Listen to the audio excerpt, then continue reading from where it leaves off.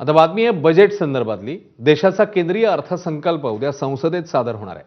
केंद्रीय अर्थमंत्री निर्मला सीतारामन यांच्याकडून उद्या मांडल्या जाणाऱ्या अर्थसंकल्पाकडे अवघ्या देशाच्या नजरा लागल्या आहेत। निर्मला सीतारामन सलग 9व्यांदा देशाचा अर्थसंकल्प मांडतील।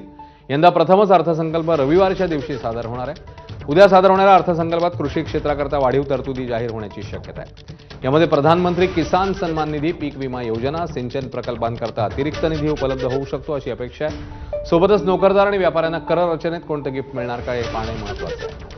उद्याच्या अर्थसंकल्पाचे प्रत्येक अपडेट तुम्हाला एबीपी माझावर पाहायला मिळणार आहे। सकाळपासूनच एबीपी माझावर बजेट संदर्भात महाकव्हरेज करण्यात येणार आहे।